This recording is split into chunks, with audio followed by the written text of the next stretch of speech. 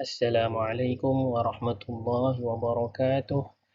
Bismillahirrahmanirrahim. Alhamdulillahirabbil alamin wassalatu wassalamu ala asyrafil anbiya'i wal mursalin wa ala alihi wa sahbihi ajma'in.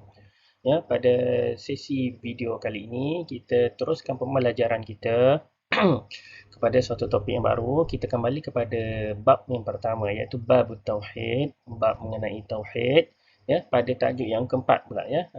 Pada buku teks kita ada pada muka surat 26 hingga 31. Okey. Tajuk kita pada hari ini adalah haqiqatul Islam ya, hakikat Islam ya.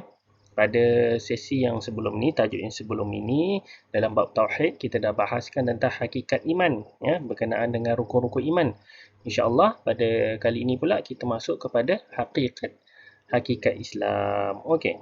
Kita lihat pada yang pertama, ta'riful Islam ya. Ta'rif, maksud daripada perkataan Islam itu ya. Kita lihat seperti biasa bila disebutkan tentang ta'rif akan diberikan dua jenis ta'rif. Ta'rif yang pertama lughatan ya, dari segi bahasa ya. Dari segi bahasa Islam bermaksud al-istislamu wal iz'anu ya. Al-istislam menyerah diri, wal iz'an dan kepatuhan ya. Maksudnya Islam ini kita menyerah diri dan juga patuh kepada Allah ya, Tuhan kita ya, pencipta kita. Itu dia dari segi bahasa. Kemudian dari segi istilahnya pula, Islam ini adalah al-inqiyadu az-zahiriyu ya, al-inqiyad ya, kepatuhan, ketaatan az-zahiri, yang zahir, yang luaran ya. Jika kita sebut tentang iman, dia lebih kepada batiniyah, kepada dalaman ya. Ini kita percaya, kita beriman. Tapi Islam pula dia inqiyad zahiri ya, kepatuhan, ketaatan kita secara zahir ya, kita nampak dari segi bentuk perbuatan itu ya. Kepada apa kita taat patuh ini? Lima jaa bihi nabiyyu ya, lima dengan apa jaa dibawakan oleh Nabi sallallahu alaihi wasallam mimma ulima minad-dini bid-darurah daripada perkara-perkara asas di dalam agama. Itulah dia Islam ya. Kepatuhan yang zahir dengan apa yang dibawa oleh Nabi daripada perkara-perkara asas ataupun perkara-perkara penting di dalam agama kita. Itu dia Islam, itu takrif dia ya. Dalilnya bila sebut tentang dalil Islam ini, ayat dia ada ambil daripada ayat Al-Quran surah Al-Hujurat ayat yang ke-14. A'udzubillahi minasyaitonirrajim. Qalatil a'rabu amanna ya. Qalat al-a'rab ya, telah berkata satu kelompok, satu puak orang Arab Badui ya, pada zaman itu, amanna, mereka kata mereka telah beriman ya. Amanna, kami telah beriman. Ul, katakanlah wahai Muhammad, yang Allah perintahkan kepada Nabi Muhammad, kata bagi tahu dekat orang Arab Badui ini, lam tu'minu, kamu belum lagi beriman. Bila dia orang sebut mereka ni telah beriman, Allah suruh perintahkan Nabi bagi tahu kat mereka, lam tu'minu, kamu belum lagi beriman. Walakin qulu aslamna, walakin, akan tetapi, qulu, katakanlah wahai orang Arab Badui, kamu katalah aslamna, kamu telah Islam. Walamma yadkhulil imanu, apa namanya, walamma, sementara walamma, sementara belum lagi, yadkhulil iman, masuknya iman, fi qulubikum, di dalam hati-hati kamu. Maksudnya orang Arab Badui ini mereka belum lagi beriman, tapi mereka baru masuk kepada Islam. Iman itu belum masuk lagi di dalam hati mereka. Maksudnya secara luaran baru. Itu dalil dia nak kata Islam dan iman itu. Okey, kita lihat kepada arkanul Islam ya, rukun-rukun Islam yang seperti kita dah tahu, yang dah belajar lama dah daripada kecil sehingga sekarang. Rukun Islam kita ada 5 perkara ya. Asy-syahadatani, iqamatus salati, ita'uz zakati, as-sawmu, hajjul baiti liman istata'a ilaihi sabila. InsyaAllah Kita masuk satu persatu. Kita lihat rukun Islam yang pertama, iaitu asy-syahadatani. Ya, maksudnya mengucap dua kalimah syahadah. Apa yang dimaksud dengan syahadatani ni? Asy-syahadatani huma, dua kalimah syahadah ini adalah bermaksud al-i'lanu. Ya, kita membuat i'lan, kita membuat pengakuan. Kita membuat pengakuan bi anna laisa hunaka, ya, di mana di sana bi anna, bahwasanya laisa hunaka, tiada di sana itu ilahun, Tuhan, fil wujudi, yang wujud, yang ada, illallah, kecuali Allah. Itulah dia maksud dia. Syahadah yang pertama, i'lan, kita membuat pengakuan bi anna, bahawasanya tiada di sana itu Tuhan yang wujud selain Allah. Maksudnya hanya senyalah Allah yang Tuhan yang ada, ya. Kemudian pengakuan kita yang kedua, wa anna Muhammadan, dan sesungguhnya Muhammad itu, Nabi Muhammad itu rasulun, ya, seorang rasul, seorang pesuruh, seorang utusan, mursalin, yang diutuskan linnasi, bagi sekalian manusia, minallah, daripada Allah. Maksudnya Nabi Muhammad ini bukan datang, dia datang memperakui diri sendiri, dia melantik diri dia sendiri. Tidak. Kita memperakui Nabi Muhammad itu adalah seorang rasul yang dilantik oleh Allah, yang diutuskan kepada sekalian manusia sehinggalah hari kiamat nanti. Ya, untuk lafaz syahadah tu macam mana? Kita dah tahulah lafaz syahadah adalah asyhadu an la ilaha illallah wa asyhadu anna Muhammadar Rasulullah. Aku bersaksi bahawa tiada Tuhan yang layak disembah melainkan Allah, dan Nabi Muhammad itu adalah pesuruh Allah, ya. Syahadah ini jugalah yang menjadi kunci, jadi asas seseorang itu nak masuk ke dalam agama Islam, kan. Jika ada mana-mana non-Muslim yang bukan Islam nak masuk semula ke agama fitrah ini, agama Islam ini, perkara pertama mestilah dia mengucapkan lafaz syahadah ini, ya. Lafaz syahadah ini sentiasa kita ulang, ya, di dalam solat. Dalam solat kita ada lafaz syahadah itu ketika tahiyat akhir, tahiyat awal tu, ya.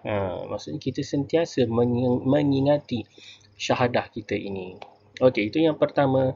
Rukun Islam yang kedua adalah iqamatus solah, ya. Iqamah, maksudnya mendirikan solat, ya. Mendirikan solat. As-solatu hiya ar-ruknus tsani. Ya, solat ini adalah rukun yang kedua, rukun kedua dalam rukun Islam ini, ya.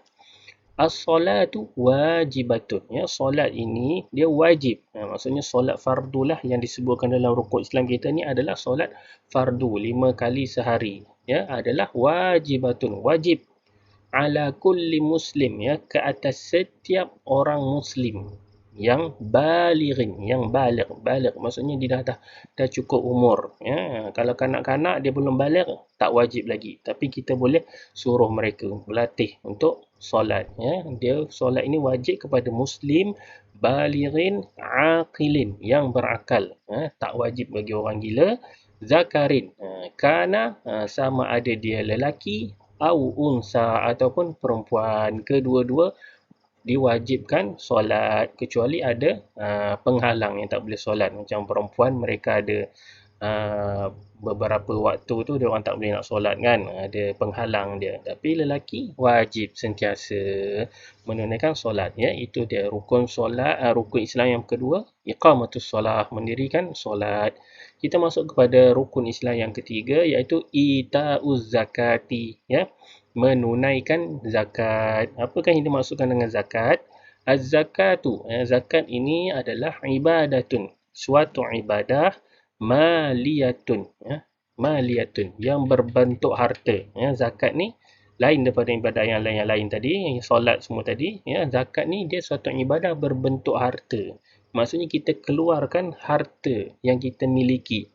Faradahallahu, yang difardukan oleh Allah, alal muslimina, ke atas orang Islam, bisyurutin muayyanatin, dengan syarat-syarat tertentu. Maksudnya dia suatu, zakat ni suatu ibadah yang bila cukup syarat tu pada kita, barulah kita wajib, ya. Bukan semua orang wajib Bayar zakat kalau orang tu orang miskin, dia termasuk golongan asnaf zakat. Dia orang yang layak terima zakat, bukan dia yang keluarkan zakat. Dia adalah syarat-syarat dia. Dan zakat ni pula ada macam-macam jenis. Di antara jenis-jenis anwa'uz zakah adalah yang zakatul amwali. Zakatul amwali, zakat harta. Ini bagi orang yang berkemampuan. Dia ada harta, kemudian dia ada perkiraan dia berapa yang dia kena keluar, kemudian ada cukup haul lah, macam-macam lagi lah, ada syarat-syarat dia, syurut muayyanah dia. Zakat amwal, zakat harta. Dia apa yang termasuk bawah zakat harta ni? Az-zahabu, emas. Zakat, ada zakat emas, apa ada simpan emas, dia wajib keluarkan zakat. Wal fiddah, dan juga perak. Emas dan perak. Wazuru'u, dan juga zakat tanaman. Wasimaru, zakat buah-buahan. Wattijaratu, zakat perniagaan. Wal an'amu, dan juga zakat haiwan ternakan. Ini termasuk dalam zakat harta. Jika dia cukup bilangan dia, cukup haul dia, dia perlu keluarkan zakat-zakat yang disebutkan tadi. Kemudian zakat yang kedua, kita ada zakatul fitri, zakat fitrah. Semua tahulah zakat fitrah ni adalah allati, dia adalah tuaddi, yang ditunaikan min awali syahri Ramadan, daripada awal bulan Ramadan. Ini untuk khusus dia masuk bulan Ramadan, dia ada satu zakat yang dinamakan zakat fitrah. Dia tempoh masa dia sepanjang bulan Ramadan tu boleh bayar bila-bila masa.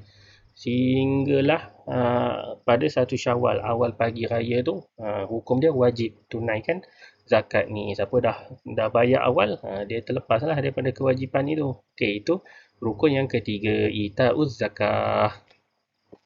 Rukun Islam yang keempat, as-sawmu, ataupun orang panggil siam, puasa. Puasa yang dekat sini maksud dia adalah wa siyamu syahr Ramadan. Yang dimaksudkan dalam rukun Islam kita, puasa ini adalah puasa bulan Ramadan. Kalau puasa-puasa yang lain, puasa sunat, Isnin Khamis ke, puasa apalagi puasa Syawal ke, puasa yang lain-lain, itu puasa sunat. Dia tak termasuk dalam rukun Islam. Bila sebut rukun Islam ni, perkara yang wajib kita tunaikan. Tapi yang lain-lain tu rukun, dia bukan rukun, dia perkara yang sunat. Jadi puasa, bila sebut puasa wajib, puasa Ramadan ini. Wa ya'tabiru Ramadanu, dan diangkat atau ya'tabiru, diiktirafkan Ramadan, bulan Ramadan ini, bulan kita puasa ini, mausiman aziman, suatu bulan yang azim, yang mulia, yang agung, taksuru fihi, diperbanyakkan di dalamnya at-ta'atu, ketaatan. Bila masuk bulan Ramadan ni, kita sebagai orang Muslim perlu banyakkan ketaatan lagi. Jika di luar bulan Ramadan kita kurang solat sunat, bulan Ramadan ni kita mempertingkatkan banyak solat sunat. Jika luar Ramadan kita kurang baca Quran, masuk bulan Ramadan kita perbanyakkan baca Al-Quran. Itu maksud dia, perbanyakkan ketaatan di dalam bulan Ramadan. Itu rukun kita yang keempat. Dan yang terakhir, rukun Islam kita yang kelima adalah hajjul baiti liman istata'a ilaihi sabila. Hajjul bait, menunaikan haji di Baitullah, liman, bagi siapa, istata'a ilaihi sabila, yang mampu ke atasnya kerana Allah. Haji ini dia perlu cukup kemampuan kita, barulah diwajibkan atas kita. Jika tak cukup kemampuan tu, maka tak diwajibkan untuk kita menunaikan haji.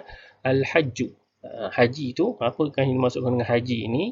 Ziyaratul masjidil harami, kita menziarahi masjidil haram bi Makkatal Mukarramah, yang terletak di Mekah Al-Mukarramah, wa ada'u manasikal haji, dan menunaikan manasik, ibadah haji. Maksudnya bila sebut tentang haji, mesti ke Mekah. Tak ada haji di tempat lain.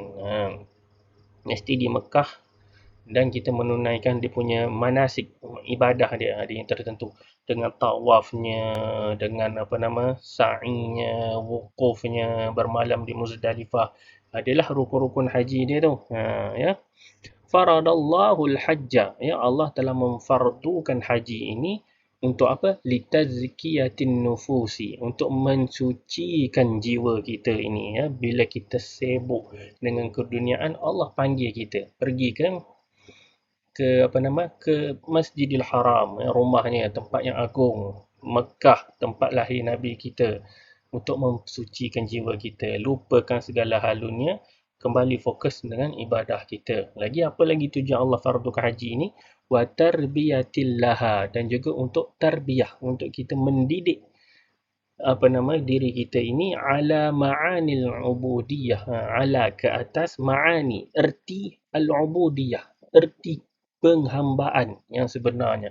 Kita sibuk hal dunia, Allah panggil kita pergi haji untuk mengenal erti ubudiyah, penghambaan yang sebenar, wa ta'ati, dan juga ketaatan, wa sabri, dan juga kesabaran. Itu dia hikmah daripada haji ini, ya. Haji yang untuk orang yang mampu. Kalau belum sampai kemampuan kita, belum sampai lagi kewajipan, ya. Bila sebut dengan kemampuan ini, dia ada kemampuan dari sudut fizikal, kederat kita ada ke tak. Kalau orang tu dah lemah, dah uzur, jadi gugurnya kewajipan dia kat situ. Lagi kemampuan yang kedua dari sudut harta. Nak pergi sana bukannya mudah-mudah, kan.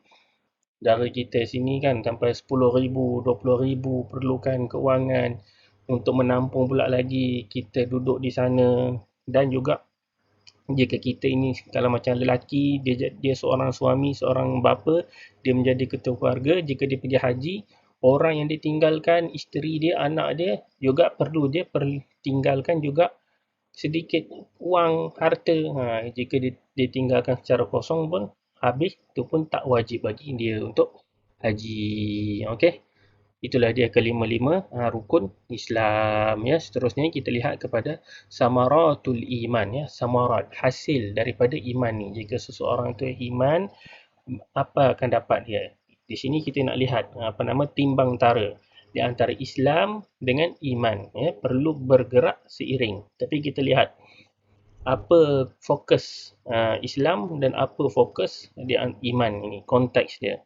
Ya, haqiqatul iman, ya. Bila disebut tentang hakikat iman, dia lebih kepada tasdiqun, membenarkan, wa iz'anun, dan juga mentaati, ya. Seperti kita sebut membenarkan, kita sebut daripada hati kita beriman kepada Allah, kita benarkan Allah, benarkan Nabi. Maksudnya itu hakikat iman ni lebih kepada dalaman, iz'anun batin, yang batin, yang dalaman, percaya, beriman pada malaikat dan sebagainya. Tapi haqiqatul Islam al-inqiyadu, hakikat Islam pula ada inqiyad, dia satu kepatuhan, wa intisalun, dan ketaatan zahiri, yang luaran, yang kita sebut tadi rukun-rukun Islam tadi. Itu semua amal zahir kita, solatnya, zakatnya, hajinya, puasa, itu dari sudut luaran, ya. Kita nampak iman dia lebih kepada dalaman, Islam lebih kepada zahiri, yang luaran.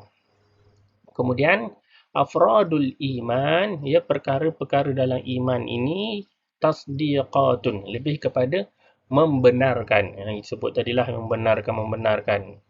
Wa afradul Islam, dan perkara-perkara di dalam Islam ini inqiyadatun, ya, ketaatan, kepatuhan. Jika orang itu seorang yang patuh, dia akan lakukan solat, semua yang diperintahkan tadi itu. Jika orang tu patuh kepada Islam, jika orang itu taat dia pada iman, dia membenarkan segala rukun-rukun iman itu. Dan yang ketiga, al-imanu wal-islamu, iman dan Islam ini mutalazimani syar'an, ya, saling berkaitan satu sama lain. Kita tak boleh nak pisahkan.